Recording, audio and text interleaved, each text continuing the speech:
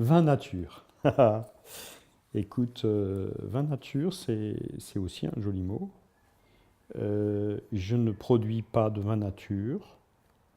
Dans mes fonctions précédentes, j'ai protégé beaucoup de producteurs de vin nature dans mon appellation comme dans des appellations plus lointaines, parce que j'ai défendu toujours l'idée que le producteur avait avec son terroir une relation profonde, euh, sensible, qu'à travers la sensibilité du producteur, le terroir s'exprimait, et que ce qui faisait la différence entre un vin d'appellation et un vin industriel, c'était la dispersion sensible autour d'un idéal.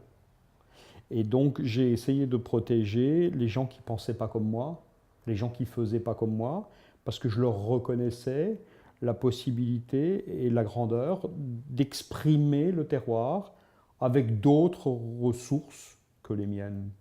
Voilà. Donc voilà, c'est ma relation aujourd'hui au vin nature. Il y a des raisins qui me donnent évidemment envie d'essayer de faire du vin sans soufre, ce qui est encore un peu autre chose. Je ne peux pas en dire trop aujourd'hui parce que nous sommes encore un peu dans les limbes de cette histoire et que c'est un espace qui appartient plus à Mathieu, mon garçon. Euh, Espace où je vais laisser ce, cet homme se déployer et trouver sa place naturellement sans que je formate rien du tout.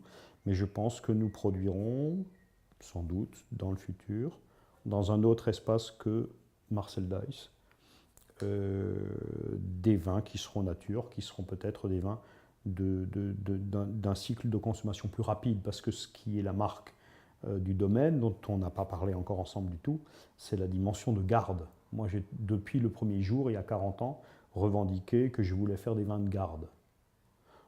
Et donc j'ai plein de clients et d'amateurs qui ouvrent des bouteilles après des années parce qu'ils ont gardé ça précieusement, que ça avait beaucoup, beaucoup de sens et de valeur pour eux. Et ce n'est pas forcément tout à fait le chemin d'un vin nature, parce qu'il ne faut pas oublier que sur le plan du fond, des gens qui aujourd'hui essaient de faire du vin nature essayent fondamentalement de raccourcir la vie du vin. C'est-à-dire ils cherchent à minéraliser le plus rapidement ce qui est du carbone, des arômes, de l'éphémère. Ils essayent d'aller assez vite vers la minéralité de ça, qui est une forme de vieillissement et d'apogée.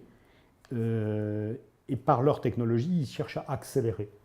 Et moi, j'ai utilisé parcimonieusement le soufre pour essayer de ralentir encore un peu ce mouvement, parce que je me raccrochais à l'idée que les seules choses qui ont vraiment de la valeur, c'est les choses qu'on garde, c'est pas forcément les choses qu'on consomme.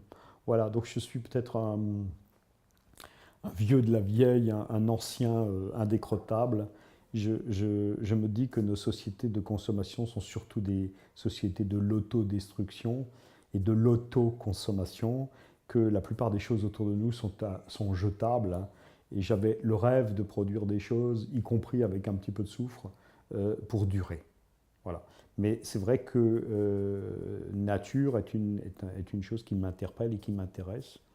Et donc je vais bien entendu intégrer aussi des vins nature dans la recherche que nous menons sur les vins tactiles, les mots tactiles du vin, sur la relation entre le lieu et le goût.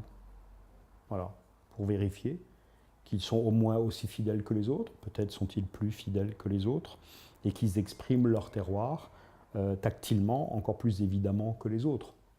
Question ouverte pour laquelle nous n'avons pas de réponse aujourd'hui, mais ça fait partie du jeu. Voilà, en tout cas, pas du tout mot tabou, pas du tout mot chargé de soufre, mot de liberté, mot d'ouverture.